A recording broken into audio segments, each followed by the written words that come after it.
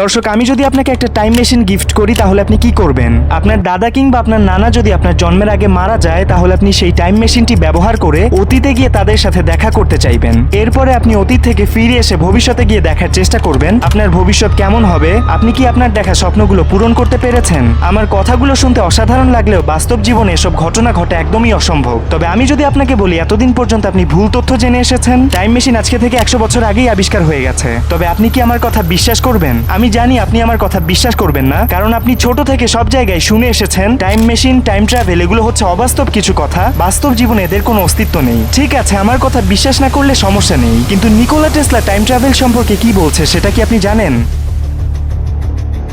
সর্বকালের মহান আবিষ্কারক এবং বিজ্ঞানী নিকোলা টেসলা একটি ইন্টারভিউতে জানিয়েছিলেন তিনি এমন কিছু আবিষ্কার করেছিলেন যেটা দিয়ে তিনি অতীত, বর্তমান এবং ভবিষ্যৎ সবকিছু একসাথে দেখতে পাচ্ছিলেন, যেটাকে মূলত আমরা টাইম মেশিন বলি। আপনি জানলে অবাক হয়ে যাবেন নিকোলা টেসলা এমন একজন মানুষ, তিনি আজকে থেকে 100-150 বছর আগে এমন এমন টেকনোলজির কথা চিন্তা করেছিলেন এবং আবিষ্কার করেছিলেন যেগুলো সম্পর্কে তখনকার মানুষ বুঝতেই পারেনি। তবে বর্তমান আধুনিক সময়ের বিজ্ঞানীরা বুঝতে পারছেন একটা মানুষ কতটা জিনিয়াস এবং দূরদর্শী হলে আজকে থেকে 100-150 বছর আগে ওয়্যারলেস বা তারবিহীন কানেকশনের কথা চিন্তা করতে পারে, ফ্রি ইলেকট্রিসিটি বা বিনামূল্যে বিদ্যুৎ তৈরির কথা চিন্তা করতে পারে এবং কোনো কিছুকে হাত দিয়ে স্পর্শ না করে রিমোটের মাধ্যমে দূর থেকে কন্ট্রোলের কথা চিন্তা করতে পারে। এটাই বিজ্ঞানীদেরকে সবচেয়ে বেশি অবাক করেছে একটা মানুষ কিভাবে এত কিছু সম্পর্কে ধারণা দিতে পারেন। তার আইডিয়াকে ব্যবহার করে রেডিও, বেতার, ইলেকট্রিক কার, স্মার্টফোন, ইন্টারনেট সহ আরো অনেক কিছু তৈরি করা হয়েছে। কে ছিলেন এই নিকোলা টেসলা? তিনি কিভাবে এত কিছু আবিষ্কার করেছেন এবং এগুলো সম্পর্কে ধারণা দিয়েছেন? নিকোলা টেসলা এত বড় মাপের একজন আবিষ্কারক ছিলেন, তাকে বলা হতো ফিউচারিস্ট এবং ম্যান অফ দ্য ফিউচার বা ভবিষ্যতের মানুষ। তিনি আজকে থেকে 100-150 বছর আগে এমন এমন আবিষ্কার করেছেন যেগুলো আমরা এখন পর্যন্ত ব্যবহার করছি এবং ভবিষ্যতের মানুষও সেগুলো ব্যবহার করবে। তবে অনেকেই বলে নিকোলা টেসলা নাকি এলিয়েনদের সন্ধান পেয়েছিলেন এবং তাদের সাথে যোগাযোগ করেই তিনি ভবিষ্যৎ সম্পর্কে এত কিছু জানতে পেরেছেন। তবে ভাবনার বিষয় হলো আসলেই কি তার এলিয়েনদের সাথে যোগাযোগ ছিল? আবার আরেক দল মানুষ দাবি করছে নিকোলা টেসলা টাইম মেশিন তৈরি করেছিলেন এবং সেই টাইম মেশিনে করে ভবিষ্যতে গিয়ে অনেক টেকনোলজি দেখে বর্তমানে এসে সেগুলো আবিষ্কার করেছেন। এই কথাগুলো শুনতে অনেক হাস্যকর লাগলেও আপনি তার পুরো জীবনী এবং রহস্যময় মৃত্যু সম্পর্কে জানলে এই কথাগুলো বিশ্বাস করতে বাধ্য হবেন। নিকোলা টেসলা 1943 সালে 7ই জানুয়ারি নিউ ইয়র্কের একটি হোটেলে খুবই রহস্যজনকভাবে মৃত্যুবরণ করেছেন। তার মৃত্যুর খবর পাওয়ার সাথে সাথে যুক্তরাষ্ট্রের গোয়েন্দা সংস্থা সিআইএ নিকোলা টেসলার রুম থেকে সবার আড়ালে গোপনে কিছু ফাইল এবং ডকুমেন্ট জব্দ করে। এখান থেকেই পৃথিবী হারিয়ে ফেলে টেসলার মূল্যবান গোপন ফাইল এবং ডকুমেন্টগুলো। সিআইএ বছরের পর বছর সেগুলো লোকচক্ষুর আড়ালে রেখে দিয়েছে। তারা চায় না অন্য কোনো দেশের মানুষ এবং বিজ্ঞানীরা এগুলো সম্পর্কে জানুক। তবে বিজ্ঞানীদের মনে প্রশ্ন ওঠে কি বা ছিল টেসলার সেই গোপন ফাইলে, যার জন্য যুক্তরাষ্ট্রের গোয়েন্দা সংস্থা সিআইএ সেগুলো টেসলার মৃত্যুর পর থেকে আজ অবধি পৃথিবীর মানুষের সামনে আসতে দেয়নি। তবে দীর্ঘ সময় পরে 2016 সালে হঠাৎ করে এফবিআই নিকোলা টেসলার সেই গোপন ফাইলগুলো সবার জন্য প্রকাশ করে। তবে আপনি জানলে অবাক হবেন, এফবিআই আমাদের সামনে যে ফাইল বা ডকুমেন্টগুলো প্রকাশ করেছে সেগুলো অপ্রয়োজনীয় ডকুমেন্ট। তবে এফবিআই এ টেসলার মৃত্যুর 73 বছর পরে কেন এই ডকুমেন্টগুলো প্রকাশ করলো, এর পেছনে আসল রহস্য কি? আজকের ভিডিওতে আমি আপনাদেরকে এই গোপন ডকুমেন্টস এবং ফাইলগুলো সম্পর্কে জানানোর সাথে সাথে আরো জানানোর চেষ্টা করব নিকোলা টেসলার পৃথিবী পরিবর্তনকারী কিছু আবিষ্কার সম্পর্কে যেগুলো আমরা এখনো ব্যবহার করছি। তাছাড়া পিরামিড এবং নিকোলা টেসলা এত বিতর্কিত কেন? টেসলা কি আসলেই টাইম মেশিন তৈরি করেছিলেন এবং সেই টাইম মেশিন এখন কোথায় আছে? এই গোপন ফাইল এবং ডকুমেন্টসগুলোর সাথে টাইম মেশিনের কি সম্পর্ক, আর এগুলো সম্পর্কে আমি কিভাবে জানতে পেরেছি? ফ্রি ইলেকট্রিসিটি বা বিনামূল্যে বিদ্যুৎ আবার কি? আমরা যে বিদ্যুৎ ব্যবহার করি সেগুলোকে উৎপন্ন করার পেছনে বড় বড় কোম্পানিকে প্রতি মাসে কোটি কোটি টাকা খরচ করতে হয়। এক্সট্রা করের চাপ সহ কারেন্টের বিল পরিশোধ করতে সাধারণ মানুষ খুবই হিমশিম খেয়ে যায়। সব বিজ্ঞানীরা বিনামূল্যে বিদ্যুৎ বিতরণকে অসম্ভব বলছে, কিন্তু নিকোলা টেসলা কিভাবে ফ্রিতে বিদ্যুৎ বিতরণ করতে চেয়েছিলেন? কেন তার আবিষ্কারকে পৃথিবী থেকে লুকিয়ে রাখা হলো? নিকোলা টেসলার আইডিয়াগুলোর কথা চিন্তা করলে আপনার গা শিউরে উঠবে, কারণ তিনি সবসময় রূপকথাকে বাস্তবে রূপান্তর করতে চেয়েছেন। আজ থেকে 100 বছর আগে সাধারণ মানুষের জন্য নিকোলা টেসলা ফ্রি ইলেকট্রিসিটি বা বিনামূল্যে বিদ্যুৎ তৈরি করতে চেয়েছিলেন। আমি যদি আপনাদের সামনে বাংলাদেশের বর্তমান বিদ্যুৎ বিলের একটি হিসেব তুলে ধরি তাহলে আপনি দেখতে পারবেন আমরা যারা বাংলাদেশে স্থায়ীভাবে বসবাস করি তারা যদি 200 থেকে 300 ইউনিট বিদ্যুৎ ব্যবহার করি তাহলে আমাদেরকে 1 ইউনিটের জন্য 5 টাকা 70 পয়সা দিতে হবে। এরপরে যারা 300 থেকে 400 ইউনিট বিদ্যুৎ ব্যবহার করবে তাদেরকে প্রতি ইউনিটের জন্য 6 টাকা 20 পয়সা দিতে হবে। এরপরে যারা আবাসিকভাবে 400 থেকে 600 ইউনিট ব্যবহার করবে তাদেরকে প্রতি ইউনিটের জন্য 9 টাকা 30 পয়সা পরিশোধ করতে হবে। ধারণা করা হচ্ছে এবার আমাদের বিদ্যুৎ বিল থেকে বাংলাদেশ সরকার প্রায় 43,000 কোটি টাকা ট্যাক্স পাবে। আসুন এবার আমরা একটু লক্ষ্য করি পুরো পৃথিবীতে বিদ্যুৎ ব্যবহারের ক্ষেত্রে মানুষের কি অবস্থা। ওয়ার্ল্ড ইকোনমিক ফোরামের প্রতিবেদন অনুযায়ী 2018 সালে পৃথিবীতে 700 কোটি মানুষের মধ্যে প্রায় 100 কোটি মানুষ বিদ্যুৎ সুবিধার সম্পূর্ণ বাইরে ছিল। তবে 2024 সালে এসে এই অবস্থার যে খুব উন্নতি হয়েছে তা কিন্তু নয়। স্ট্যাটিস্টার প্রতিবেদন অনুযায়ী আমাদের বর্তমান আধুনিক পৃথিবীতে প্রায় 746 মিলিয়ন মানুষ বা 74 কোটি মানুষ বিদ্যুৎ সুবিধা থেকে সম্পূর্ণ বিচ্ছিন্ন। আমরা যেখানে স্মার্টফোন, ল্যাপটপ, ইন্টারনেট ছাড়া 1 সেকেন্ডও চিন্তা করতে পারি না, সেখানে পৃথিবীতে এমনও মানুষ আছে যারা স্মার্টফোন, ল্যাপটপ তো অনেক দূরের কথা, তারা বিদ্যুৎ ব্যবহারের সুযোগই পাচ্ছে না। তবে আপনি নিশ্চয়ই ভাবছেন এত মডার্ন যুগে এসেও পৃথিবীর এত মানুষ বিদ্যুৎ সুবিধার বাইরে কেন? আফ্রিকানদের প্রায় 600 মিলিয়ন মানুষ এখন পর্যন্ত বিদ্যুৎ সুবিধার সম্পূর্ণ বাইরে। তারা বিদ্যুৎ ব্যবহার করতে না পারার সবচেয়ে বড় কারণ হচ্ছে বিদ্যুৎ উৎপন্ন করতে যে পরিমাণ অর্থের প্রয়োজন তাদের কাছে সে পরিমাণ অর্থ নেই, যার ফলে তারা প্রয়োজন অনুযায়ী বিদ্যুৎ উৎপন্ন করতে পারছে না আর ব্যবহারও করতে পারছে না। তবে আমাদের স্টোরির হিরো নিকোলা টেসলা এসব সুবিধাবঞ্চিত মানুষকে বিনামূল্যে বিদ্যুৎ দেওয়ার জন্য হাতে নিয়েছিলেন তার সবচেয়ে বিতর্কিত এবং সমালোচিত প্রজেক্ট ফ্রি এনার্জি। মূলত টেসলার ফ্রি এনার্জি বা বিনামূল্যে বিদ্যুৎ উৎপন্নের প্রজেক্ট শুরু হয় অল্টারনেটিং কারেন্ট আবিষ্কারের মধ্য দিয়ে। আর নিকোলা টেসলার অল্টারনেটিং কারেন্ট আবিষ্কারের কথা বলতে গেলে সবার আগে নাম চলে আসবে টমাস আলভা এডিসনের। তার আগে আপনাদেরকে ছোট্ট করে জানিয়ে দেই, অল্টারনেটিং কারেন্ট বা এসি কারেন্ট হচ্ছে যে কারেন্টগুলো আমরা বাসাবাড়িতে ব্যবহার করি। এই কারেন্ট আবিষ্কার করেছেন নিকোলা টেসলা। নিকোলা টেসলা একাই তৎকালীন সময়কার প্রতিষ্ঠিত ব্যবসায়ী টমাস আলভা এডিসনের বিরুদ্ধে লড়াই করে অল্টারনেটিং কারেন্ট তৈরি করেছেন। সেই ঘটনাকে ইতিহাসে কারেন্ট ওয়ার বা বিদ্যুৎ যুদ্ধ নামে অভিহিত করা হয়। চলুন আমরা একটু সংক্ষেপে জানার চেষ্টা করি এডিসনের মতো একজন বিশিষ্ট বিজ্ঞানী এবং শিল্পপতিকে টেক্কা দিয়ে নিকোলা টেসলা কিভাবে কারেন্ট তৈরি করেছিলেন। নিকোলা টেসলা 1956 সালের 10ই জুলাই ক্রোয়েশিয়ার একটি ছোট্ট গ্রামে জন্মগ্রহণ করেছেন। তার বাবা ছিলেন খ্রিস্টান ধর্মযাজক বা পাদ্রী। তার বাবার স্বপ্ন ছিল তার ছেলে তার মতো বড় হয়ে ধর্মের হাল ধরবে, কিন্তু নিকোলা টেসলা মনে মনে ভিন্ন স্বপ্ন আঁকতেন। তার বাবা মা তাকে পরিষ্কার জানিয়ে দেয় উচ্চশিক্ষার জন্য তাকে মোটেও অনুমতি দেয়া হবে না। এই ঘটনার কিছুদিন পরেই নিকোলা টেসলা কলেরাতে আক্রান্ত হয়ে মারাত্মক অসুস্থ হয়ে পড়ে। সে সময় তার অবস্থা এতটাই ভয়াবহ ছিল তার বাবা মা ভেবেছিল নিকোলা টেসলা হয়তো আর বাঁচবেন না। তিনি প্রচন্ড অসুস্থ থাকা অবস্থায় তার বাবা মাকে বলতেন, আমি পড়াশোনা করতে চাই এবং আমার স্বপ্ন পূরণ করতে চাই। তার বাবা মা ছেলের এমন করুণ অবস্থা দেখে তার সকল দাবি আবদার মেনে নেয় এবং তাকে বলে, তোমার জীবনে যা ইচ্ছা তুমি তাই করবে, তবে আগে সুস্থ হয়ে ওঠো। এই ঘটনার কিছুদিন পরে নিকোলা টেসলা নাটকীয়ভাবে সুস্থ হয়ে যান এবং লেখাপড়া শুরু করেন। তিনি স্কুলের পড়ালেখা শেষ করে 1875 সালে অস্ট্রিয়ার গ্র্যাজে পলিটেকনিক ইনস্টিটিউটে ইলেকট্রিক্যাল ইঞ্জিনিয়ারিং নিয়ে পড়াশোনা শুরু করেন। পলিটেকনিকে ভর্তি হওয়ার মাত্র 3 বছর পরে 1878 সালে পড়াশোনার প্রতি তিনি আগ্রহ হারিয়ে ফেলেন এবং ড্রপ আউট হয়ে যান। এই সময়টাতে তিনি মারাত্মক ডিপ্রেশনে ছিলেন। তিনি ভবিষ্যৎ সম্পর্কে খুবই চিন্তিত ছিলেন। পড়ালেখা বাদ দিয়েছেন, এখন ভবিষ্যতে কি করবেন এসব নানা বিষয় তিনি প্রায়শই দুশ্চিন্তায় থাকতেন। তিনি পড়াশোনা করতে এসে ব্যর্থ হয়ে এখন শ্রমিকের কাজ করছেন, এগুলো কিন্তু তার বাবা মা জানতো না এবং তিনি এক প্রকার তার পরিবার থেকে পালিয়েছিলেন। এরপরে 1879 সালে টেসলার বাবা দীর্ঘদিন থেকে টেসলার কোনো চিঠি কিংবা খবর না পেয়ে তাকে খুঁজতে বের হয়ে পড়ে এবং একটা সময় টেসলার বাবা টেসলাকে খুঁজে পায়। তিনি ছেলের এমন বেহাল অবস্থা দেখে তাকে বাড়ি নিয়ে যাওয়ার জন্য জেদ করতে থাকেন। তখন টেসলা তার বাবার জোরাজুরিতে বাড়িতে ফিরে যান। বাবা মার সাথে টেসলার সময় মোটামুটি ভালোই যাচ্ছিল, কিন্তু এর পরের বছর অসুস্থতার কারণে হঠাৎ করে টেসলার বাবা মারা যান এবং টেসলা খুবই একা হয়ে পড়েন। নিজের খরচ চালানোর টাকা দেওয়ার মতো কেউ ছিল না। তিনি আবারও ক্যারিয়ার নিয়ে খুবই দুশ্চিন্তায় পড়ে যান। তাই অনেক খোঁজাখুঁজির পর টেসলা 1881 সালে একটি টেলিফোন এক্সচেঞ্জ কোম্পানিতে ইলেকট্রিশিয়ান হিসেবে চাকরি পান। তিনি যখন এই কোম্পানিতে ইলেকট্রিশিয়ান হিসেবে কাজ করতেন তখন তিনি টেলিফোনের এমপ্লিফায়ার বা রিপিটারে কোনো সমস্যা হলে নিজে থেকে এমন সমাধান বের করতেন যেটা তখন পর্যন্ত আবিষ্কারই হয়নি। তার এমন প্রতিভা দেখে কোম্পানির সবাই অনেক অবাক হয়ে যেত। তারা ভাবতো টেসলা একজন সাধারণ ইলেকট্রিশিয়ান হয়ে কিভাবে বিজ্ঞানীদের মতো এত বড় বড় সমস্যার সমাধান করছে। পরবর্তীতে তিনি তার এমন অভূতপূর্ব দক্ষতার সুবাদে 1882 সালে প্যারিসের একটি ইলেকট্রিক কোম্পানিতে চাকরি পান। আর এই কোম্পানিতে এসে তিনি বিদ্যুৎ সম্পর্কে বাস্তব অভিজ্ঞতা অর্জন করা শুরু করেন। প্যারিসের এই ইলেকট্রিক কোম্পানিটির সাথে এডিসনের ইলেকট্রিক কোম্পানির কানেকশন ছিল। তাই 2 বছর পরে নিকোলা টেসলার মতো দক্ষ এবং মেধাবী কর্মীকে এডিসনের ইলেকট্রিক কোম্পানিতে পাঠানোর সিদ্ধান্ত নেওয়া হয় এবং তিনি 1884 সালে এডিসনের ইলেকট্রিক কোম্পানিতে যোগ দেন এবং এখান থেকে আসল খেলা শুরু হতে চলেছে। কেউ ভাবতেও পারছিল না এডিসনের প্রতিষ্ঠানের একজন সাধারণ কর্মচারী কিভাবে পুরো বিদ্যুৎ ইন্ডাস্ট্রির ভবিষ্যৎ বদলে দিতে চলেছেন। এই কোম্পানিতে কাজ করার সময় টেসলা এডিসনের ডিসি কারেন্টের অনেক ত্রুটি বিচ্যুতি দেখতে পান এবং এগুলো সমাধান হিসেবে আরেকটি নতুন কারেন্ট আবিষ্কারের কাজ শুরু করেন। তিনি তার নতুন কারেন্টের আইডিয়া নিয়ে এডিসনের সামনে হাজির হয়েছিলেন এবং তাকে বলেছিলেন, আমরা এভাবে কারেন্টের পরিবর্তন করে নতুন সম্ভাবনা সৃষ্টি করতে পারি। এডিসন টেসলার আইডিয়া শুনে তাকে ঠাট্টা করে বলেছিলেন, আইডিয়া বেশ চমৎকার, কিন্তু বাস্তবের সাথে তা বড়ই বেমানান। এই কথা শোনার পরে টেসলা মনে মনে খুবই রেগে গিয়েছিলেন, কারণ তিনি ভাবতেই পারেননি এডিসনের মতো এত বড় মাপের একজন বিজ্ঞানী আমার আইডিয়াটি পরীক্ষা নিরীক্ষা না করেই এমন কথা বলতে পারেন। তাই তিনি এডিসনের কোম্পানির চাকরি ছেড়ে দেন এবং তিনি এসি কারেন্ট তৈরি কাজ শুরু করেন। এডিসনের ডিসি কারেন্টের মধ্যে অনেক বড় বড় কিছু সমস্যা ছিল। তিনি বিদ্যুৎ সাপ্লাই দেওয়ার ক্ষেত্রে ডাইরেক্ট কারেন্ট ব্যবহার করতেন, তাই খুব বেশি দূরত্বে কারেন্ট সরবরাহ করলে অনেক পাওয়ার লস হতো। এই কারেন্ট 2 কিলোমিটারের বেশি সরবরাহ করা যেত না, তাই 2 কিলোমিটার পর পর পাওয়ার প্ল্যান্ট স্থাপন করতে হতো এবং বিদ্যুতের খরচের পরিমাণ অনেক বেড়ে যেত। তাছাড়া ডিসি কারেন্টের ভোল্টেজকে ইচ্ছে মতো নিয়ন্ত্রণ করা যেত না, অর্থাৎ আপনি বাতির জন্য যে ডিসি লাইন বাড়িতে সংযোগ করবেন সেটা দিয়ে আপনি অন্য কোনো বৈদ্যুতিক যন্ত্রপাতি যেমন মোটর কিংবা ফ্যান সংযোগ করতে পারবেন না। কিন্তু লোকজন তাতেই অনেক খুশি ছিল, কারণ তখন বিদ্যুৎ ইউজ করার অন্য কোনো ওয়ে ছিল না। বিদ্যুৎ ব্যবহার করতে হলে এডিসনের এই পদ্ধতি ব্যবহার করতে হবে। তবে তখনকার মানুষ ভাবতেও পারছিল না টেসলা গোপনে কি তৈরি করছেন আর কিভাবে টেসলা ভবিষ্যতের বিদ্যুৎকে বদলে দিতে চলেছেন।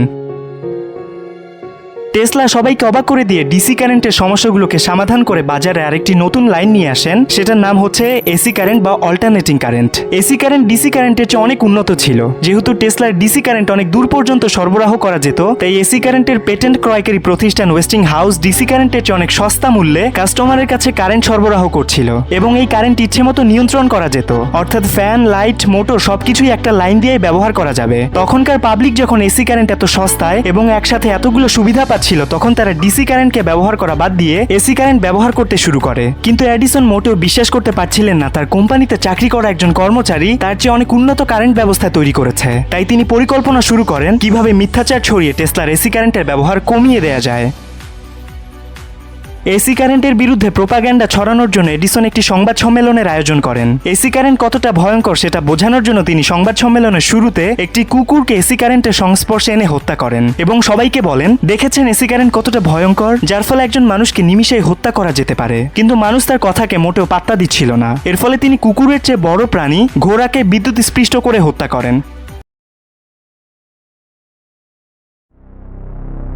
কিন্তু এডিসন হাল ছাড়ার ব্যক্তি নন, তিনি যে কোনোভাবে এসি কারেন্টের বদনাম করেই ছাড়বেন। তৎকালীন সময় আমেরিকার পক্ষ থেকে এডিসনকে বলা হয় কিভাবে একজন কয়েদিকে খুব সহজেই মৃত্যুদণ্ড দেয়া যায়, আমাদেরকে এমন একটি যন্ত্র তৈরি করে দিন। তখন এডিসন বুদ্ধি খাটিয়ে বলেছিলেন, এসি কারেন্টের মাধ্যমে এমন একটি চেয়ার তৈরি করা সম্ভব যার মাধ্যমে একজন ব্যক্তিকে কয়েক সেকেন্ডেই হত্যা করা যেতে পারে। তার এই কথা নিমিষেই পুরো আমেরিকাতে ছড়িয়ে পড়ে এবং মানুষ খুবই আগ্রহের সাথে দেখার জন্য অপেক্ষা করতে থাকে কবে এডিসন সেই চেয়ার তৈরি করবেন এবং এর মাধ্যমে কয়েদিকে মৃত্যুদণ্ড দেয়া হবে।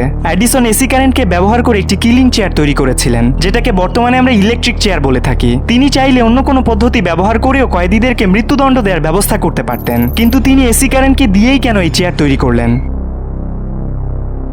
তার উদ্দেশ্য ছিল এসি কারেন্টকে হাইলাইট করে এমন কিছু তৈরি করা যার ফলে মানুষের মনে মৃত্যুর ভয় তৈরি হবে এবং মানুষ এসি কারেন্ট ব্যবহার করা বন্ধ করে দেবে। তবে সবচেয়ে মজার ঘটনাটি ঘটে যখন প্রথমবার একজন কয়েদিকে হত্যা করার জন্য এই চেয়ারে বসানো হয়, তখন তাকে ক্রমাগত 17 সেকেন্ড ইলেকট্রিক শক দেবার পরেও তিনি বেঁচে ছিলেন। এটা দেখে এডিসন জনসম্মুখে খুবই বিব্রতকর অবস্থায় পড়ে যান, কারণ তিনি এর আগে এতবার বলেছেন যে এসি কারেন্ট খুবই ভয়ঙ্কর, এসি কারেন্ট মানে মৃত্যু, এসি কারেন্ট মানুষের জীবনকে ধ্বংস করে দিতে পারে। কিন্তু এই চেয়ারে বসে টানা 17 সেকেন্ড শক দেবার পরেও যখন সেই ব্যক্তি মৃত্যুবরণ করেনি, তখন এডিসন সাধারণ মানুষের কাছে খুবই অপমানিত হন এবং অনেকেই তার কর্মকাণ্ডকে সার্কাসের জোকারের সাথে তুলনা করেছিল। মানুষ তার সব চালাকি বুঝতে পেরে যায়। এসব কর্মকাণ্ডের মাধ্যমে তিনি এসি কারেন্টের কিছুই করতে পারেননি, বরং মানুষের মনে তার জন্য ঘৃণা তৈরি হয়েছে। এডিসন যখন টেসলার কারেন্টকে নিয়ে বদনাম করতে ব্যস্ত ছিল, তখন টেসলা কি করেছে জানেন?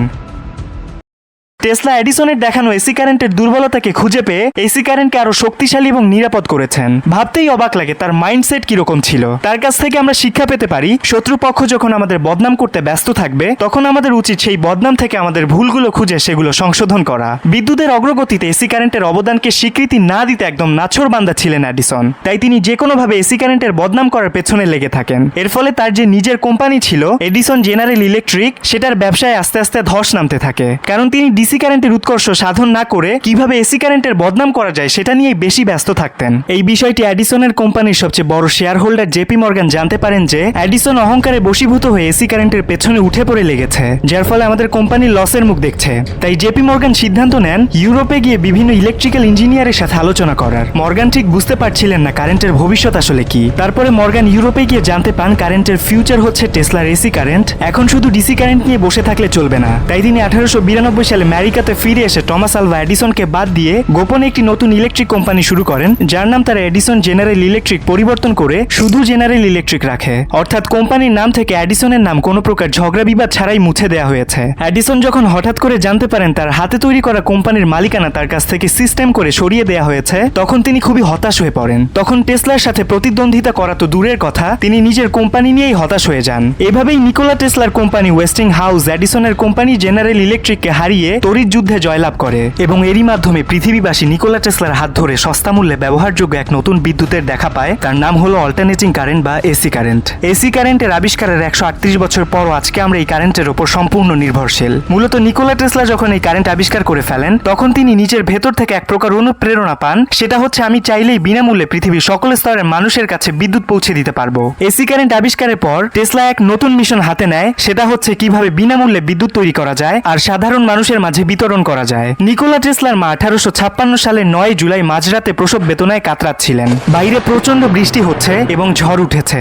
যখন টেসলা পৃথিবীতে ভূমিষ্ঠ হন তখনই কালো মেঘের বজ্রপাত ঝলকানি দিয়ে ওঠে। খ্রিস্টানরা এটাকে অশুভ বলে মনে করত এবং সেদিন যে ধাত্রী সেখানে উপস্থিত ছিলেন তিনিও বলে ওঠেন এই সন্তান মনে হয় অশুভ, এই বজ্রপাতই তার লক্ষণ। এই কথা শুনে নিকোলা টেসলার মা ডুকা কোনো মতেই মানতে রাজি ছিলেন না যে তার সন্তান এই বজ্রপাতের কারণে অশুভ হতে পারে। তিনি টেসলার জন্মের সময় বলেছিলেন আমার ছেলে অশুভ না, আমার এই সন্তান পুরো পৃথিবীতে আলো ছড়িয়ে দেবে। নিকোলা টেসলা তার মার কথাই সত্যি করেছেন। তিনি পুরো পৃথিবীর মানুষের বাড়িতে বাড়িতে আলো ছড়িয়ে দিয়েছেন এবং তার আবিষ্কারকে যদি মূল্যায়ন করা হতো তাহলে তিনি আমাদের জন্য বিনামূল্যে বিদ্যুতের ব্যবস্থা করে ফেলতেন, কিন্তু সেজন্য তাকে যথেষ্ট সুযোগ এবং সুবিধা দেয়া হয়নি। আমাদের বাংলাদেশে বিভিন্ন পোলের মাথায় এরকম হিজিবিজি পেঁচানো তার তো আপনি নিশ্চয়ই দেখেছেন। 2024 সালে এসে আমাদের বাংলাদেশের এই অবস্থা। কিন্তু নিকোলা টেসলা 1901 সালে কোনো প্রকার তার ছাড়াই বিনামূল্যে বিদ্যুৎ সরবরাহ এবং বিতরণ করার জন্য টেসলা টাওয়ার নামক এরকম একটি টাওয়ার তৈরি করেছিলেন। এই টাওয়ারটিকে সাধারণত ওয়ার্ডেন ক্লিফ টাওয়ার বলা হয়। এই প্রজেক্টটি কমপ্লিট করার জন্য অর্থ প্রদান করছিলেন জেপি মর্গান। টেসলা তাকে বলেছিলেন আমি বেতার ট্রান্সমিশনের জন্য কাজ করছি,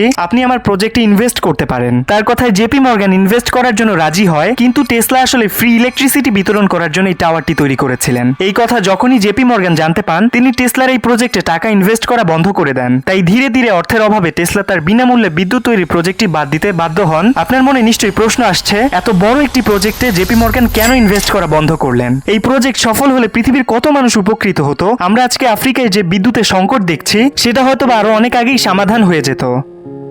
মূলত জেপি মর্গান নিজেই একজন বিদ্যুৎ উৎপাদন এবং সরবরাহকারী ছিলেন। তার ব্যবসার বেশিরভাগ অংশই ছিল বিদ্যুৎকে ঘিরে। তাই টেসলা যদি বিনামূল্যে বিদ্যুৎ উৎপন্ন এবং বিতরণের কাজ সম্পন্ন করতে পারতেন তাহলে তার কোটি কোটি টাকার ব্যবসায় ধস নামতো। এই ভয়ে তারা টেসলার প্রজেক্টে ইনভেস্ট করা বন্ধ করে দেয় এবং জেপি মর্গান তৎকালীন সময়কার যত ব্যবসায়ী এবং ইনভেস্টর ছিল তাদেরকে একত্রে ডেকে নিষেধ করেন টেসলার ফ্রি ইলেকট্রিসিটিতে ইনভেস্ট করতে। এক কথায় তার এই আবিষ্কারের কারণে তখনকার সবাই টেসলাকে নিষিদ্ধ ঘোষণা করে এবং এক প্রকার কোণঠাসা করে রাখে। তবে তাতেও তিনি দমে যাননি, শুধুমাত্র অর্থের কারণে তিনি এই প্রজেক্টটি কমপ্লিট করতে পারেননি। তবে আপনারা জানলে অবাক হবেন টেসলার বিনামূল্যে বিদ্যুৎ তৈরির সাথে পিরামিডের অনেক বড় একটা কানেকশন আছে। বিজ্ঞানীরা যখন নিকোলা টেসলার বিনামূল্যে বিদ্যুৎ এবং পিরামিড নিয়ে গবেষণা করেন তখন তারা জানতে পারেন নিকোলা টেসলার জীবনে কেন পিরামিড এত গুরুত্বপূর্ণ। আমাদের আজকের ভিডিওর হিরো নিকোলা টেসলা এবং পিরামিড এত রহস্যময় কেন? আপনারা এখন যে পিরামিডটি দেখতে পাচ্ছেন সেটার নাম হচ্ছে the great pyramid of Giza. এই পিরামিডটি 23 লক্ষ চুনা পাথর এবং মূল্যবান গ্রানাইট দিয়ে তৈরি করা হয়েছে। এখানকার প্রত্যেকটি পাথরের ওজন প্রায় 2 টন বা 2000 কেজি। এই পিরামিডের উচ্চতা বর্তমান সময়কার 42 তলা বিল্ডিং এর উচ্চতার সমান এবং এর আয়তন প্রায় বর্তমান সময়কার 6টি ফুটবল মাঠের সমান। তবে সবচেয়ে অবাক হওয়ার বিষয় হচ্ছে এই পিরামিডটি আজকে থেকে 5000 বছর আগে নির্মাণ করা হয়েছিল। আমাদের বর্তমান আধুনিক পৃথিবীতে ভারী জিনিস তোলার জন্য ক্রেনের মতো মেশিন আছে, কিন্তু আজকে থেকে 5000 বছর আগে মানুষ কিভাবে 2 টনের মতো ভারী পাথর 42 তলা বিল্ডিং এর সমান উচ্চতায় তুলে এত সুন্দর করে সাজিয়ে পিরামিড তৈরি করেছে। তবে আপনি জানলে অবাক হয়ে যাবেন, এই পিরামিড তৈরিতে যে পাথরগুলো ব্যবহার করা হয়েছিল সেই পাথরগুলো প্রায় 500 মাইল দূর থেকে নিয়ে আসা হতো। কিন্তু আজ থেকে 5000 বছর আগে মানুষ কিভাবে এগুলো করেছে? তাছাড়া 5000 বছর আগে কিভাবে তখনকার মানুষ পিরামিডে বাল্বের ছবি এঁকেছিল? তখন কি বাল্ব আবিষ্কার হয়েছিল?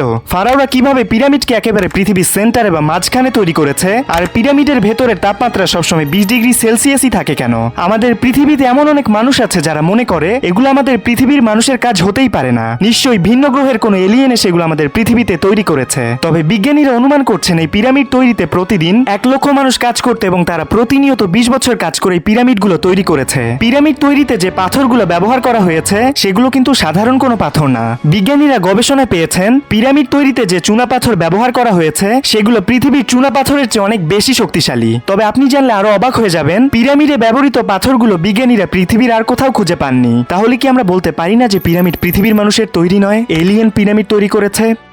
এই পিরামিডগুলো কেন তৈরি করা হয়েছে সেটা অনেক বড় একটা প্রশ্ন। মূলত বিজ্ঞানীরা ধারণা করেছেন ফারাও রাজা এবং রানীদেরকে মৃত্যুর পরে সমাহিত করার জন্য এই পিরামিডগুলো তৈরি করা হয়েছে। কিন্তু এই পিরামিডগুলোর ভেতরে যখন মানুষ ঢুকতে পারে তখন তারা সেখানে কোনো ফারাওয়ের মমি দেখতে পায়নি। তাহলে মূলত কারা এবং কেন এই পিরামিডগুলো তৈরি করেছিল? তাছাড়া পিরামিডের যে জিনিসটি দেখে বিজ্ঞানীরা সবচেয়ে বেশি অবাক হয়েছেন সেটা হলো অরিয়ন বেল্ট স্টার কানেকশন। অর্থাৎ আপনি যখন রাতে পিরামিড দেখতে যাবেন তখন আপনি দেখতে পারবেন মিনটাকা, অ্যালনিলাম, অ্যালনিটাক নামক 3টি অরিয়ন বেল্টের তারার একদম সোজায় 3টি পিরামিড মাথা উঁচু করে দাঁড়িয়ে আছে। কিন্তু কয়েক হাজার বছর আগের মানুষ কিভাবে এই কাজগুলো এতটা নিখুঁতভাবে এবং দক্ষতার সাথে করেছে যা হাজার হাজার বছর পরে আজও ঠিক তেমনই আছে? এর কি কোনো উত্তর আছে আপনার কাছে? আপনি মিশরের পিরামিডগুলো নিয়ে যতই গবেষণা করবেন আপনি ততই রহস্যের বেড়াজালে আটকে পড়বেন। তবে আমি আপনাদেরকে নিকোলা টেসলার টাইম মেশিনের গল্প শোনাতে গিয়ে পিরামিডের গল্প শোনাচ্ছি কেন?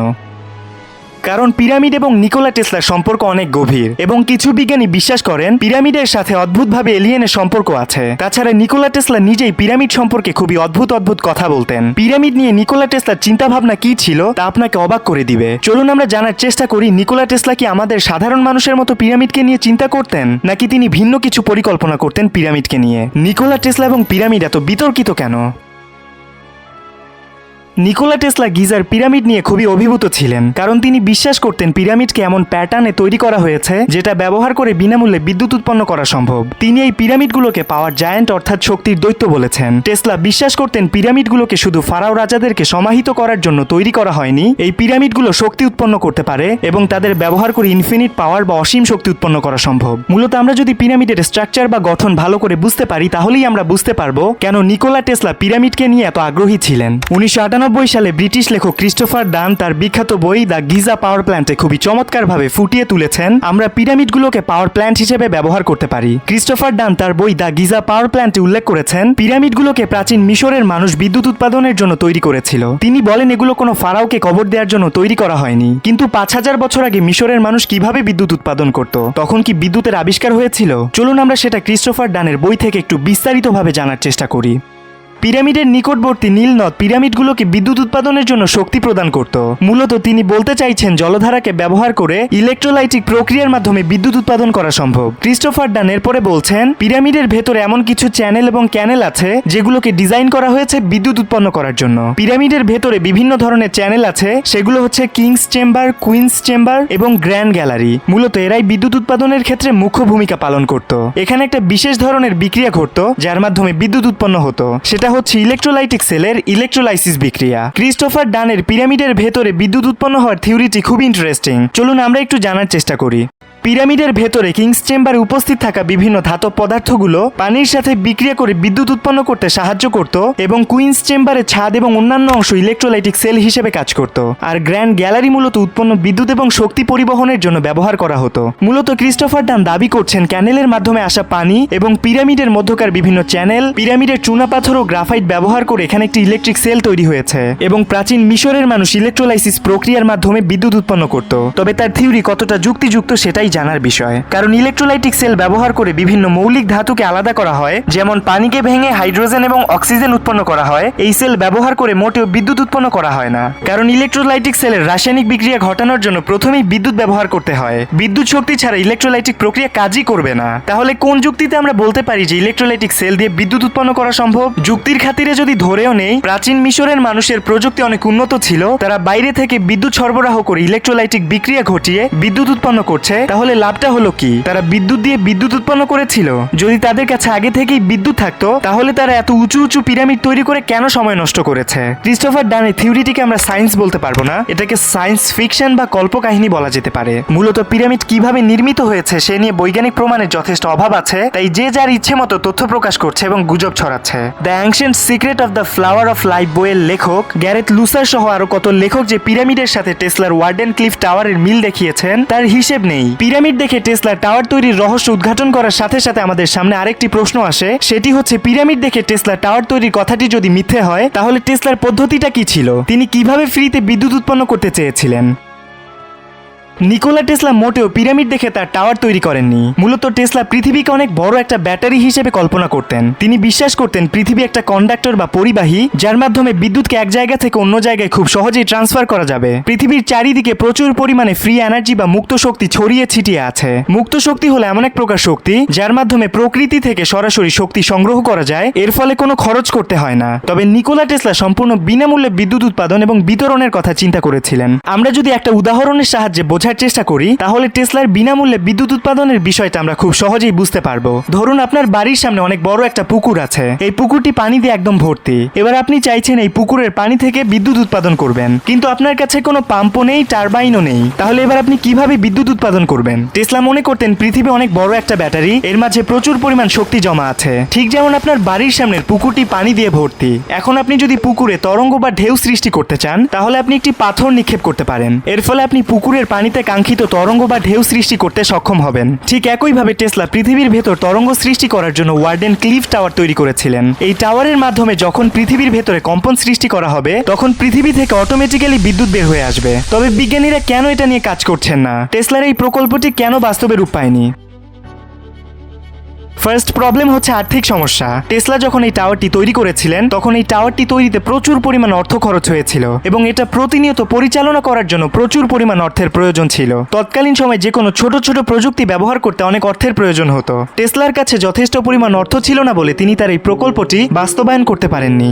এরপরে সেকেন্ড প্রবলেম হচ্ছে তাত্ত্বিক সমস্যা। টেসলার এই ধারণাটি খুবই আকর্ষণীয় হলেও এটা বাস্তবসম্মত নয়। পৃথিবীর ভেতরে যে ইলেকট্রনগুলো আছে সেগুলো আবদ্ধ ইলেকট্রন, অর্থাৎ সেই ইলেকট্রনগুলো একে অপরের সাথে খুবই শক্তিশালী বন্ধনে আবদ্ধ। এই আবদ্ধ ইলেকট্রন এবং বায়ুমণ্ডলের মুক্ত ইলেকট্রনগুলোকে কাজে লাগিয়ে বিদ্যুৎ উৎপাদন করা মোটেও সহজ কাজ নয়, কারণ পৃথিবীর ইলেকট্রনগুলো অনুগঠনের মাধ্যমে খুবই জোরালোভাবে একে অপরের সাথে আটকে আছে, আর বায়ুমণ্ডলের ইলেকট্রনগুলো পৃথিবীর বিভিন্ন জায়গায় ছড়িয়ে ছিটিয়ে আছে। সেগুলোকে একত্রিত করে বিদ্যুৎ উৎপাদন করা খুবই কঠিন কাজ। থার্ড প্রবলেম হচ্ছে প্রযুক্তিগত সমস্যা। তৎকালীন সময়ে টেসলা যে টাওয়ারটি তৈরি করেছিলেন সেটি তৈরি করা এবং এর ভেতর দিয়ে প্রতিনিয়ত উচ্চ ভোল্টেজ প্রবাহিত করা অত্যন্ত জটিল একটি কাজ ছিল। এরপরে ফোর্থ প্রবলেম হচ্ছে সামাজিক এবং রাজনৈতিক প্রতিবন্ধকতা। টেসলার এই প্রকল্পটি যদি বাস্তবায়িত হতো তাহলে অনেক ব্যবসায়ীর ব্যবসা ধ্বংস হয়ে যেত। তাই সেই সময়কার ব্যবসায়ীরা নিজেদের স্বার্থের কথা চিন্তা করে টেসলার এই প্রকল্পটি বন্ধ করে দিয়েছে। তবে বিজ্ঞানীরা বলছেন এভাবে অটোমেটিক্যালি পৃথিবী থেকে বিদ্যুৎ বের হয়ে আসা সম্ভব নয়। তবে কেউ যদি এটা আবিষ্কার করতে পারে তার ফলে পৃথিবীর অনেক ক্ষতি হতে পারে। তবে আজকের দিনের বিজ্ঞানীরা এই জিনিসটাকে সম্পূর্ণভাবে অসম্ভব বলছে। তবে একটা কথা মনে রাখতে হবে, আজকের দিনে যেটা অসম্ভব বলে মনে হচ্ছে বিজ্ঞানের অগ্রগতির ফলে কালকে সেটা সম্ভব হতে পারে। টেসলার টাওয়ার এবং পিরামিডের মধ্যে অনেক অংশে মিল থাকতে পারে, কিন্তু টেসলার টাওয়ারটি পিরামিড দেখে তৈরি করা হয়নি। এর ডিজাইন এবং কার্যপদ্ধতি সম্পূর্ণ আলাদা। টাইম মেশিন খুবই মজাদার একটা কনসেপ্ট, তাই না? কিছু মানুষ এটাতে বিশ্বাস করে, আবার কিছু মানুষ এটাকে বিশ্বাস করে না। তবে যুক্তরাষ্ট্রের ক্যালিফোর্নিয়াতে এমন একটি ঘটনা ঘটেছিল যেটা মানুষকে এখনো ভাবায় আসলেই কি টাইম ট্রাভেল সম্ভব নয়। ক্যালিফোর্নিয়ার একটি ছোট্ট শহরে 2022 সালের 1 জানুয়ারি একটি পুরনো ফোর্ড মডেল টি গাড়ি রাস্তার পাশে থামে। গাড়ি থেকে নেমে আসেন একজন অদ্ভুত চেহারার ব্যক্তি। তার চুলগুলি ছিল খুবই লম্বা, তার মুখে ছিল দাড়ি, পরনে ছিল আধুনিক পোশাক। তাকে দেখতে খুবই অদ্ভুত লাগছিল। তার হাতে ছিল পুরনো একটি ম্যাপ, ক্যামেরা এবং খুবই অদ্ভুত একটি ঘড়ি। জানা যায় সেই ব্যক্তির নাম জন টিটার। টিটার গাড়ি থেকে নেমে একটা গান শপে প্রবেশ করে। দোকানদার তার দিকে অবাক চোখে তাকিয়েছিলেন আর ভাবছিলেন আগে তো এমন মানুষ কখনো দেখেনি। জন টিটার শপে ঢুকে তার পছন্দ অনুযায়ী কিছু গান চেক করা শুরু করে এবং সেখান থেকে একটি গান তার হাতে তুলে নেয়। সে তার পকেট থেকে একটি নোট বের করে। সেই নোটটি দেখে দোকানদার আরো অবাক হয়ে যায়। সেই নোটটিতে 2036 সাল লেখা এবং একটি বড় কম্পিউটার চিপের ছবি ছিল। জন টিটার তখন তাকে বলে সে 2036 সাল থেকে এসেছে, এই টাকা আপনি রাখেন, এই টাকা এখন না চললেও ভবিষ্যতে চলবে। তার এসব কথা শুনে গান শপের দোকানদার হা করে তার দিকে তাকিয়েছিল। জন টিটার বুঝতে পারছিল দোকানদার তার কথা বিশ্বাস করতে পারছে না, তাই সে দোকানদারকে বলে সে ভবিষ্যতে ঘটবে এমন একটি বড় ধরনের সংকটের কথা জানতে পেরে ভবিষ্যৎ থেকে টাইম ট্রাভেল করে অতীতে এসেছে। এই কথা বলতে গিয়ে সে খুবই বিচলিত এবং আতঙ্কিত হয়ে পড়ে। সে জানায় যুক্তরাষ্ট্র সরকার একটি গোপন পরীক্ষা চালাচ্ছে। তারা এমন শক্তির উৎস আবিষ্কার করেছে যা অসীম শক্তি উৎপন্ন করতে পারে, কিন্তু তারা জানে না যে এই শক্তির উৎসকে কেন্দ্র করে ভবিষ্যতে অনেক বড় একটি বিপর্যয় ঘটতে চলেছে। টিটার জানায় তারা যদি এই এক্সপেরিমেন্টটি সফল করতে পারে তাহলে পৃথিবীর কেন্দ্র অস্থির হয়ে পড়বে, ফলে পৃথিবীব্যাপী ভূমিকম্প, সুনামি এবং আগ্নেয়গিরির মতো দুর্যোগ দেখা দিবে। এর ফলে যুক্তরাষ্ট্রের ক্যালিফোর্নিয়া সহ পুরো পৃথিবীতে লক্ষ লক্ষ কোটি কোটি মানুষ মৃত্যুবরণ করবে। আমি যদি এখন এই এক্সপেরিমেন্টটি না আটকাই তাহলে আমাদের জন্য কঠিন একটা ভবিষ্যৎ অপেক্ষা করছে। আমি 2036 সাল থেকে এসেছি, আমার পৃথিবীতে ইতিমধ্যেই দুর্যোগগুলো শুরু হয়ে গেছে, তাই আমি পৃথিবীকে রক্ষা করার জন্য টাইম মেশিনে করে বর্তমানে এসেছি। সে কথায় কথায় আরো বলে এই দুর্যোগগুলো সম্পর্কে তার কাছে বিস্তারিত তথ্য এবং ইনফরমেশন আছে। সেই কথাগুলো বলে চলে যেতে থাকে এবং নিজে নিজে বিড়বিড় করতে থাকে আমাকে সরকারকে আটকাতেই হবে। আমি জানি কখন এবং কোথায় এই এক্সপেরিমেন্টগুলো হবে, আমি সেখানে যাব এবং এই এক্সপেরিমেন্টগুলো থামিয়ে দেব। তার হাতে ছোট্ট একটা নোটবুক ছিল, সেখানে ভবিষ্যতে কি কি ঘটতে পারে সেগুলো ছোট করে লেখা ছিল। টিটার সেই নোটবুক দেখে একটি ভিডিও রেকর্ড করে এবং সেই ভিডিও সোশ্যাল মিডিয়ায় আপলোড করার সাথে সাথে নিমিষেই সব জায়গায় ছড়িয়ে পড়ে। তার কথা শুনে সোশ্যাল মিডিয়ায় অনেক মানুষ তাকে বিশ্বাস করে, আবার অনেকেই ভাবতে থাকে এগুলো তো সব কল্পকাহিনী, এই লোক মনে হয় পাগল। আবার অনেকেই বলতে থাকে সে কোনো সাধারণ ব্যক্তি নয়, তার কাছ থেকে সাবধান থাকুন, সে নিশ্চয়ই কোনো গভর্নমেন্টের সিক্রেট এজেন্ট। স্থানীয় লোকেরা তার কাছে একটি ছোট বক্স দেখতে পেয়েছিল। এই বক্সটি সম্পর্কে কেউই কিছু জানতো না, তবে অনেকেই ধারণা করেছিল এটাই হয়তোবা সেই টাইম মেশিন যার মাধ্যমে টিটার ভবিষ্যৎ থেকে অতীতে এসেছে। এই ঘটনার কয়েকদিন পরে জানা যায় টিটারকে কোথাও খুঁজে পাওয়া যাচ্ছে না, তার ব্যাগ এবং যন্ত্রপাতি সবকিছুই গায়েব হয়ে গেছে। তখন সেখানকার স্থানীয় মানুষ বিভিন্ন ধরনের অনুমান করা শুরু করে। কেউ কেউ মনে করে যে সে দুর্ঘটনায় মারা গেছে, আবার অনেকেই বলে সে হয়তোবা তার মিশন শেষ করে তার পৃথিবীতে ফিরে গিয়েছে। তবে এসব ঘটনার অনেক বছর পরে ক্যালিফোর্নিয়াতে খুবই ভয়ঙ্কর ভূমিকম্পের সৃষ্টি হয়েছিল। অনেক গবেষক দাবি করেন জন টিটার যে ভূমিকম্পের কথা বলেছিল সেই ভূমিকম্পটি সত্যি হয়েছে। আবার অনেক গবেষক বলেন জন টিটার ক্যালিফোর্নিয়ার ভূমিকম্পের কথা বলেনি, সে যে নতুন প্রযুক্তির কথা বলেছিল সেটা হচ্ছে পারমাণবিক অস্ত্র। বিভিন্ন বিজ্ঞানী, লেখক, ইতিহাসবিদরা এই ঘটনার উপর গবেষণা করা শুরু করে, কিন্তু তারা নির্দিষ্ট কোনো উত্তর খুঁজে পাননি। জন টিটার আসলে কে ছিল, সে কোথা থেকে এসেছিল এবং সে ভবিষ্যৎ সম্পর্কে কিভাবে এত কিছু জানতে পেরেছে তা আজও রহস্য। আমাদের সৌরজগতে একটা নক্ষত্র বা তারকা আছে, সেটা হচ্ছে সূর্য, এবং আমাদের গ্যালাক্সি মিল্কি ওয়েতে সূর্যের মতো প্রায় 100 থেকে 400 বিলিয়ন নক্ষত্র বা তারকা থাকতে পারে। বিজ্ঞানীরা বলছেন মহাবিশ্বে মিল্কি ওয়ের মতো আনুমানিক 200 থেকে 400 বিলিয়ন গ্যালাক্সি আছে। তাহলে আপনি কি কল্পনা করতে পারছেন আমাদের মহাবিশ্বের পরিসরটা কত বড়?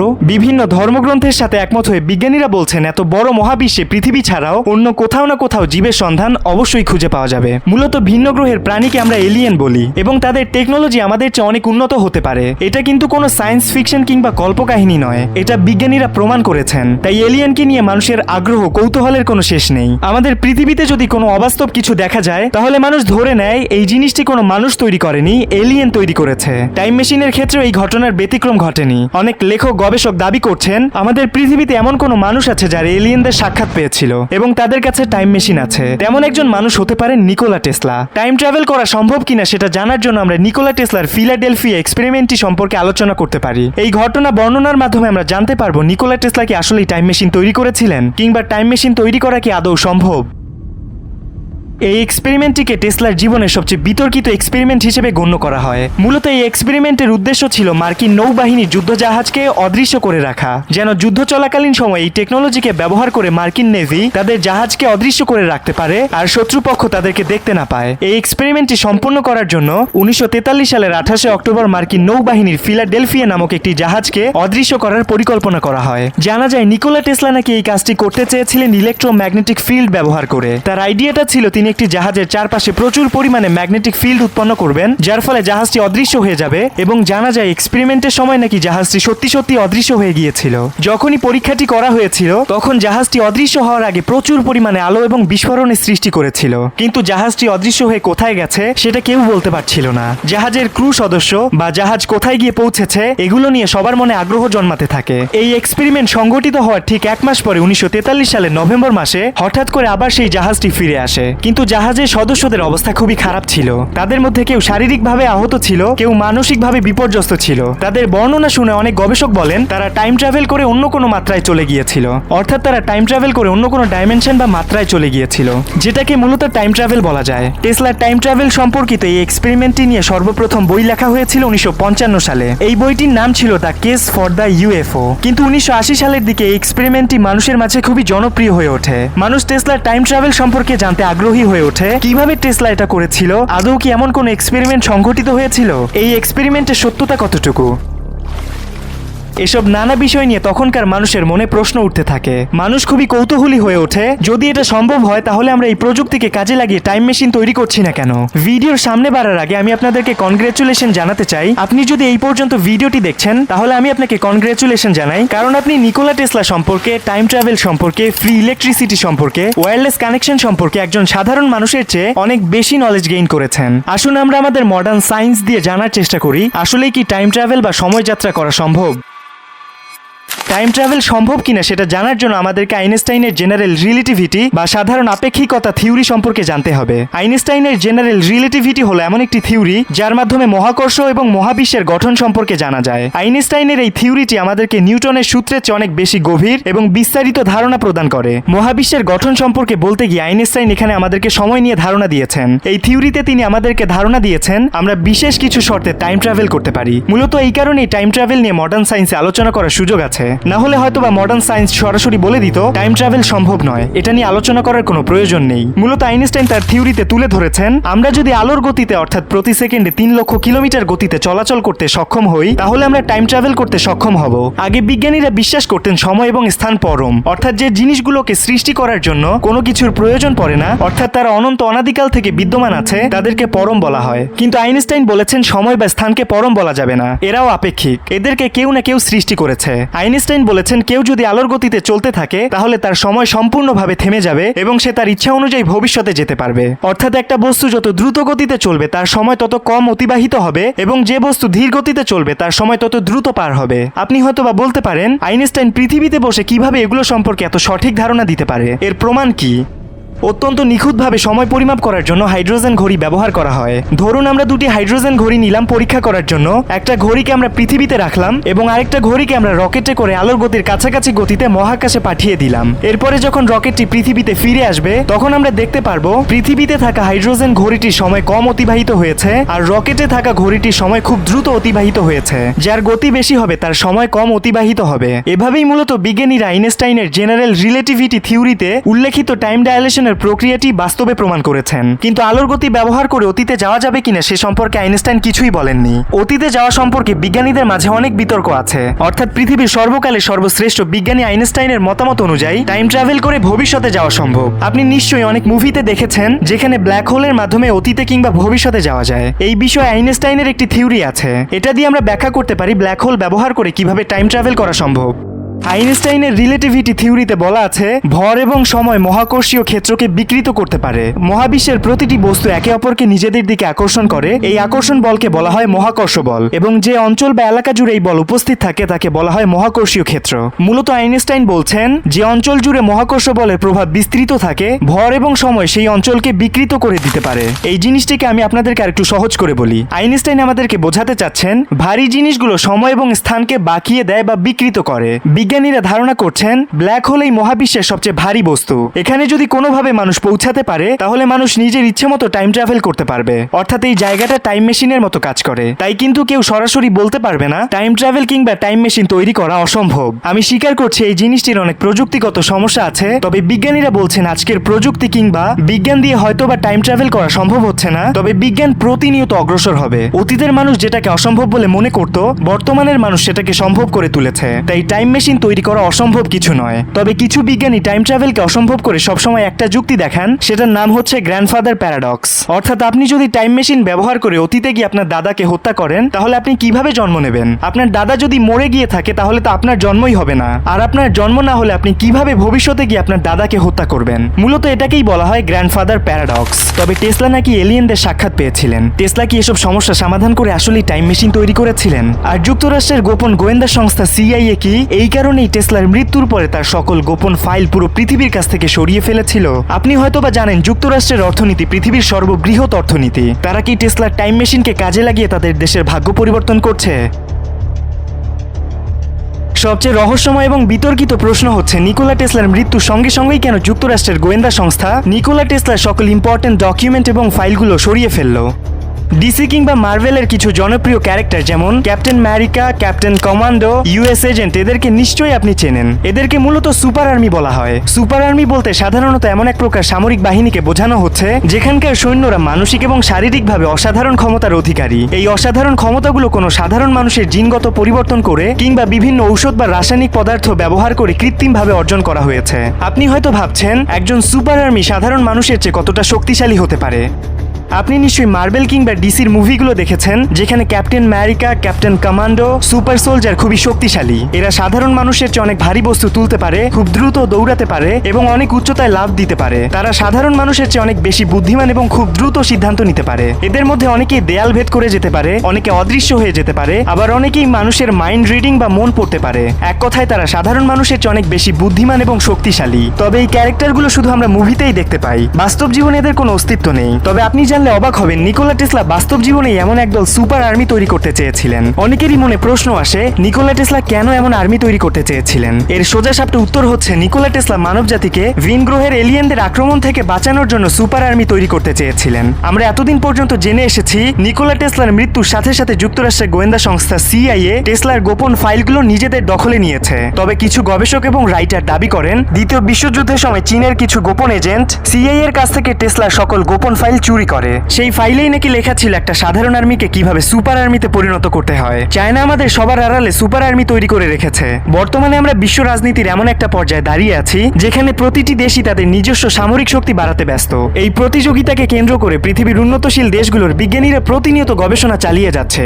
জানা যায় এই প্রকল্পটি বাস্তবায়নের জন্য তারা বিভিন্ন প্রাণীর জিনের সাথে মানুষের জিনকে একত্রিত করে একটি নতুন জিনগত কাঠামো তৈরি করেছে। আপনাদের অবগতির জন্য জানিয়ে দেই, জিন হলো ডিএনএর একটা বিশেষ অংশ যা মানুষ কিংবা প্রাণীর বৈশিষ্ট্য নিয়ন্ত্রণ করে। উদাহরণস্বরূপ চিতাবাঘ খুব দ্রুত দৌড়াতে পারে, তাই চিতার জিনের সাথে যদি মানুষের জিন মেশানো হয় তাহলে মানুষ চিতার মতো খুব দ্রুত দৌড়াতে পারবে। এই ধারণাগুলোকে কাজে লাগিয়েই নাকি নিকোলা টেসলা সুপার আর্মি তৈরির প্ল্যান করেছিলেন। চীনা বিজ্ঞানীরা দ্বিতীয় বিশ্বযুদ্ধের সময় টেসলার গোপন ডকুমেন্টগুলো ঘেটে এই প্রযুক্তি সম্পর্কে জানতে পেরেছে। দর্শক, আমি যখন টেসলাকে নিয়ে রিসার্চ করছিলাম তখন আমি যতই তার সম্পর্কে জানছিলাম ততই অবাক হচ্ছিলাম, কারণ তিনি কিভাবে আজকে থেকে 100 বছর আগে এমন এমন চিন্তা করতে পারেন। মূলত তার এমন অগ্রতিশীল এবং উন্নত চিন্তা ভাবনার কারণেই আজকে আমরা 21 শতাব্দীর মানুষ এত উন্নত একটা পৃথিবী দেখতে পাচ্ছি। তবে অনেক বিজ্ঞানী, রিসার্চার এবং রাইটার দাবি করেন একজন মানুষের পক্ষে 100 বছর আগে এমন চিন্তা ভাবনা করা একদমই অসম্ভব, কারণ তখন তো আমাদের সায়েন্স কিংবা টেকনোলজি এত অগ্রসর ছিল না। এসব আবিষ্কারের পেছনে তাকে নিশ্চয়ই কোনো ভিন্ন গ্রহের এলিয়েন সাহায্য করেছে। এখানেই মানবজাতির সামনে সবচেয়ে বড় প্রশ্ন আসে, টেসলা কি আসলেই এলিয়েনদের সাক্ষাৎ পেয়েছিলেন? এই কথাটি শুনে কিন্তু হেসে উড়িয়ে দেবেন না, কারণ টেসলা নিজেই আমাদেরকে এলিয়েন সম্পর্কে খুবই অদ্ভুত তথ্য দিয়েছেন। তিনি দীর্ঘদিন থেকে রহস্যময় একটা আবিষ্কারের চেষ্টা করছিলেন। সেদিন নিকোলা টেসলা তার ল্যাবরেটরির অন্ধকার এক কোনায় বসেছিল। তার চোখ জলজল করছিল একটা বিশাল রেডিও রিসিভারের দিকে তাকিয়ে। এই যন্ত্রটি তিনি নিজেই তৈরি করেছেন মহাকাশ থেকে আসা কোনো সংকেত ধরার জন্য। তিনি দিনের পর দিন, রাতের পর রাত জেগে এই যন্ত্রটির সামনে বসে থাকতেন এক আশ্চর্য সংকেতের অপেক্ষায়। তবে হঠাৎ একদিন রাতে যখন ঘড়ির কাঁটা মধ্যরাতের কাছে এসে পৌঁছায়, তখন টেসলার জীবনের সবচেয়ে আশ্চর্যজনক ঘটনাটি ঘটে। তার তৈরি করা রেডিও রিসিভার থেকে এক অদ্ভুত ধরনের শব্দ আসতে শুরু করে, যা মানুষের কণ্ঠস্বরের মতো, আবার কখনো বা কোনো যন্ত্রের শব্দের মতো। শব্দটি খুবই দূর থেকে আসছিল বলে মনে হচ্ছিল। কেউ যেন সেই কণ্ঠের মধ্যে অনন্তকালে সুর ঢেলে দিয়েছে। টেসলা হতবাক হয়ে গেলেন। তিনি বুঝতে পারলেন তিনি এমন এক প্রকার শব্দ শুনছেন যা পৃথিবীর কোনো প্রাণীর হতে পারে না। এই ঘটনার পরে টেসলা খুবই হতবাক হয়ে চিন্তা করছিলেন এবং তিনি দিনের পর দিন এই রহস্যময় সংকেতগুলো শুনতে থাকেন। তিনি প্রতিনিয়ত এই সংকেতগুলোকে বিশ্লেষণ করার চেষ্টা করেন, কিন্তু তিনি কোনো বিশেষ ফল পেলেন না। হয়তো সে মহাকাশ থেকে কোনো বার্তা পেয়েছে। এই ঘটনার পরে টেসলা উপলব্ধি করতে পারে এই মহাবিশ্বে শুধুমাত্র পৃথিবীতেই জীবের বসবাস, এটা একটা ভুল ধারণা। এই সুবিশাল মহাবিশ্বে আমরা ছাড়াও জীবনের অস্তিত্ব আছে, আর তারা নিশ্চয়ই আমাদের সাথে যোগাযোগ করতে চায়। কিন্তু টেসলা তার এই আবিষ্কারের কথা সাধারণ মানুষকে বলতে ভয় পাচ্ছিলেন, কারণ তিনি জানতেন তিনি যদি এই বিষয়টি সাধারণ মানুষের সাথে শেয়ার করেন তাহলে তার উপর অনেক ধরনের পরীক্ষা নিরীক্ষা করা হতে পারে। তাই তিনি এই রহস্যটি নিজের মধ্যেই রেখে দিয়েছিলেন। তবে টেসলা তার এই এক্সপেরিমেন্টের গোপনীয়তা বেশি দিন ধরে রাখতে পারেননি। মানুষের মনে উদ্বেগ জন্মাতে থাকে টেসলার ল্যাবরেটরিতে কি হচ্ছে, সেগুলো ধীরে ধীরে মানুষের মাঝে গুজব হিসেবে ছড়িয়ে পড়তে থাকে। কেউ বলতো যে টেসলা এলিয়েনদের সাথে যোগাযোগ করছে, আবার কেউ কেউ বলতো তিনি কোনো রহস্যময় শক্তির সন্ধান পেয়েছেন। সরকারের গোয়েন্দা সংস্থাগুলো এই বিষয়টিতে আগ্রহী হয়ে পড়ল। তারা টেসলার উপর নজর রাখা শুরু করলো। তার ল্যাবরেটরি গোপনভাবে পর্যবেক্ষণ করা হলো, কিন্তু গোয়েন্দা সংস্থাগুলো কোনো প্রমাণ পেল না। আসলেই কি টেসলা এলিয়েনদের সাথে যোগাযোগ করছে? তৎকালীন সময়কার বিজ্ঞানীরাও এই বিষয়টি নিয়ে বিতর্ক শুরু করে দিল। কেউ কেউ বলতো টেসলা হয়তো কোনো ত্রুটির কারণে ভুল বুঝেছে, হয়তো এটা কোনো সরকারি গোপন পরীক্ষার ফলাফল। কিন্তু টেসলা নিজেই বিশ্বাস করতেন তিনি মহাকাশ থেকে এলিয়েনদের বার্তা পেয়েছেন। তিনি এই বিষয়ে অনেক গবেষণা করার পরেও নির্দিষ্ট কোনো উত্তর পেলেন না। নিকোলা টেসলার এই রহস্যময় আবিষ্কার আজও মানুষকে চিন্তিত করে তোলে। হয়তো ভবিষ্যতে কোনো একদিন এই রহস্যের উন্মোচন হবে এবং আমরা জানতে পারবো টেসলা কি আসলেই এলিয়েনদের অস্তিত্ব খুঁজে পেয়েছিলেন। এলিয়েনদের বিষয়টা না হয় বৈজ্ঞানিকভাবে পরীক্ষা করা যায়নি, কিন্তু 2016 সালের ফাইলগুলোতে কি লেখা ছিল? মূলত FBI 2016 সালে নিকোলা টেসলার গোপন ফাইলের কথা বলে যে ডকুমেন্টগুলো প্রকাশ করেছিল, সেগুলোতে নিকোলা টেসলার কাজ, আবিষ্কার এবং তার উপর নজরদারির বিষয়ক বিভিন্ন তথ্য ছিল। টেসলার বেশিরভাগ ডকুমেন্টই গোপন রাখা হয়েছে। গোপন ফাইলগুলো সম্পর্কে ইন্টারনেটে অনেক মিথ এবং গুজব ছড়িয়ে আছে। ভিডিও শেষে আমি নিকোলা টেসলা সম্পর্কে কয়েকটি কথা বলতে চাই। নিকোলা টেসলাকে নিয়ে কোনো আজগুবি তথ্য শুনলে সেটা যাচাই না করে মোটেও বিশ্বাস করবেন না। দর্শক, ভিডিওর কনসেপ্টগুলো বোঝানোর জন্য আমরা অনেক কনস্পিরেসি থিওরি ইউজ করেছি, যেন আপনারা সহজেই বুঝতে পারেন কোনটা সত্য এবং কোনটা মিথ্যে। নিকোলা টেসলা অনেক কাজ অসম্পূর্ণ রেখে মৃত্যুবরণ করেছিলেন বলে ধারণা করা হয়। নিকোলা টেসলা খুবই রহস্যময় একজন মানুষ ছিলেন। তিনি 86 বছর বয়সে মারা গিয়েছেন। তিনি তার পুরো জীবনে বিয়ে করেননি। তিনি নিঃস্বার্থভাবে মানবতার কল্যাণের জন্য কাজ করে গেছেন। তিনি যদি অর্থ উপার্জন করার জন্য কাজ করতেন তাহলে তিনি পৃথিবীর শীর্ষ ধনীদের একজন হতে পারতেন, কিন্তু মানবতার উন্নতি সাধনের জন্য তিনি তার পুরো জীবন ব্যয় করেছেন। তার জীবদ্দশায় তার প্রতি অনেক অবিচার করা হয়েছে। অনেক সাধারণ বিজ্ঞানী নোবেল পেলেও নিকোলা টেসলার মতো একজন জিনিয়াস ইনভেন্টর এবং বিজ্ঞানীকে নোবেল পুরস্কার দেওয়া হয়নি।